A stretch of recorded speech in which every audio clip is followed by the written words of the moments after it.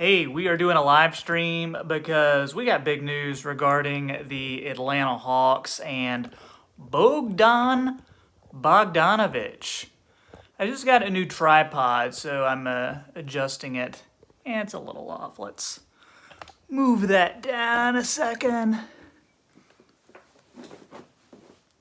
Okay, so what do we know about this signing? Probably should have got this tightened up beforehand. Okay, what do we know about this signing? Hey to KYNT. I got the chat on today. Maybe I'll be answering some questions while we do this today. Okay. So the Kings, the Sacramento Kings, have decided not to match the offer sheet for Bogdanovic, and Atlanta may be doing a little bit of an overpay. 4 years, $72 million. You know, you may recall I did that one video last week after Milwaukee had that trade out for Bogdanovic, but yeah, it didn't happen. Now he's going to Atlanta. But, you know, Atlanta, they've had a really nice offseason. You know, they got Bogdanovic. Now they have Gallinari. They have Rondo. They have Solomon Hill, who I really like. I'll get into Solomon Hill in a minute. They have Chris Dunn. Guys, let me know in the comments. What do you think? Is it, by my count, I'll tell you what I think, but is Atlanta a definite playoff team? What teams do you think are better than Atlanta right now in the Eastern Conference? Are they definitely going to make the playoffs? I think they will. I've got Milwaukee, Brooklyn, Boston, Miami, Philly, and Toronto definitely better than Atlanta. I think a team like Orlando, potentially not better. A team like Washington, not better. Charlotte, not better. Chicago, no. Detroit, no. I think even Indiana, potentially not as good as what we could see with the Hawks next year. So let's look at Bogdanovic's stats from last year just to kind of see what he could bring to the Hawks for next season.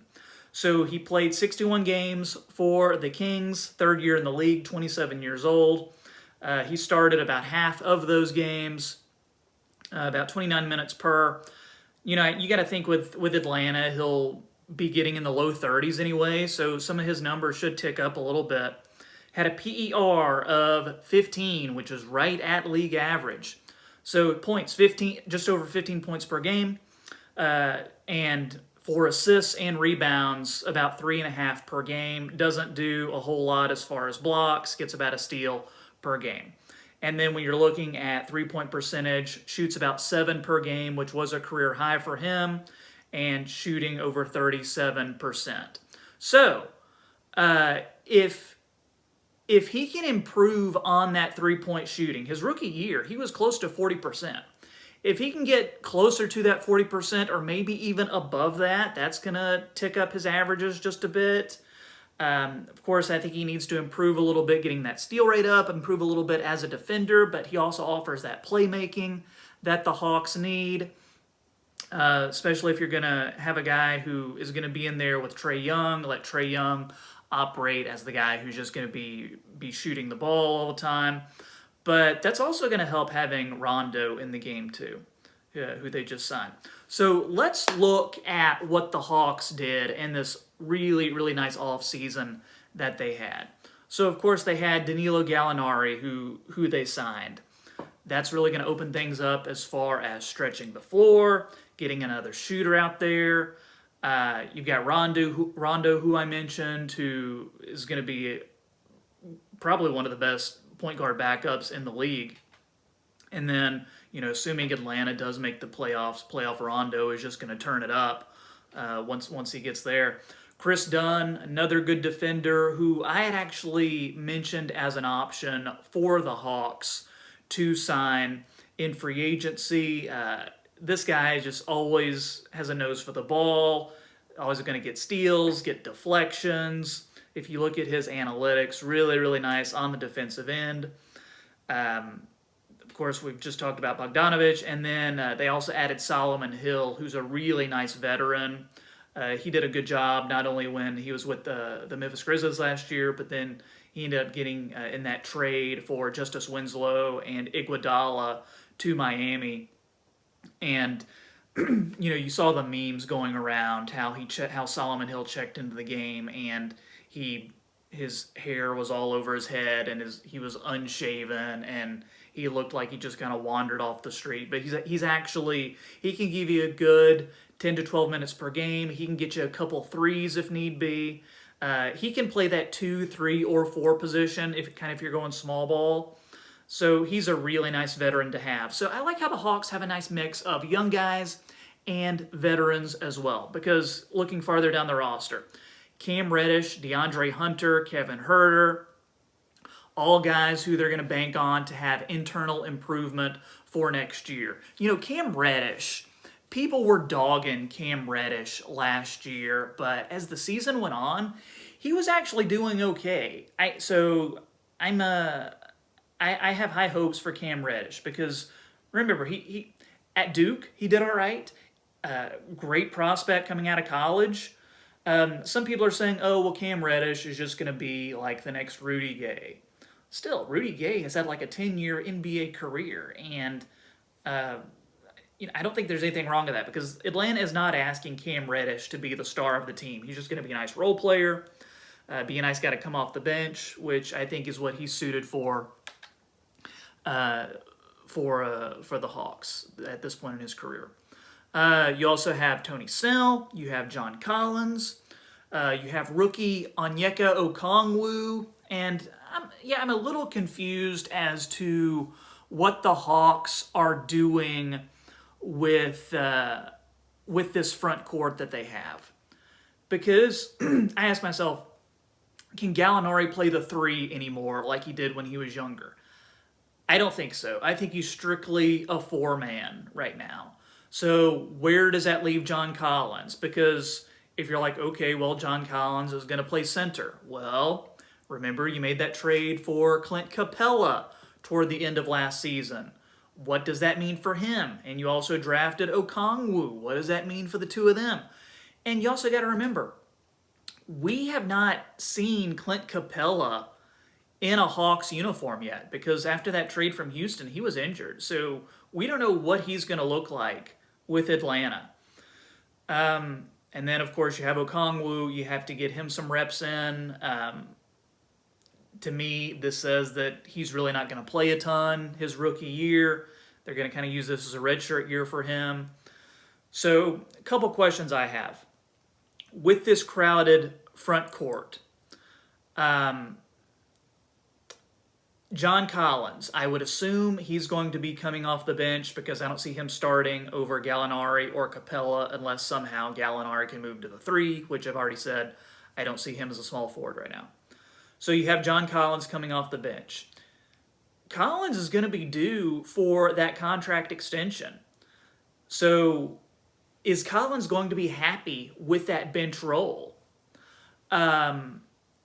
Because he's thinking to himself, okay, I'm coming off the bench. I'm not getting as many touches. I'm not getting as many points.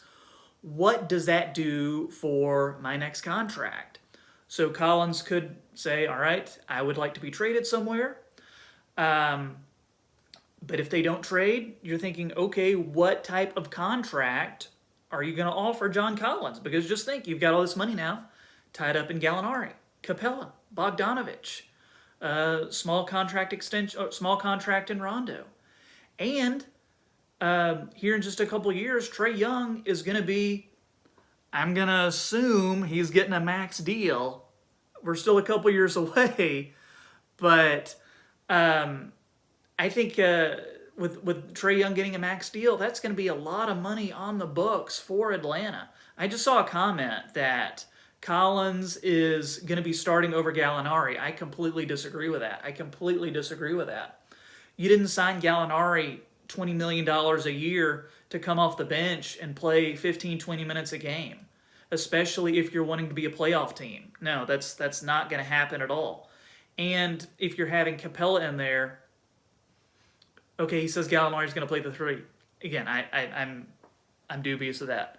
I see Gallinari as that front court partner with Capella. He's going to stretch the floor while Capella operates inside, acts as that rim runner. You're going to have DeAndre. I think you're going to have DeAndre Hunter at the 3, trying to be that 3-and-D guy.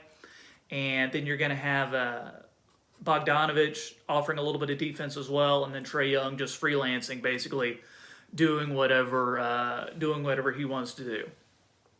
But this is a really nice team, man. It is really, really nice. Like, this team is going 10 or 12 deep. Yeah, really, really nice. Guys, what do you think? What do you think of this team, though? Let me know in the comments what you think of this Bogdanovic signing.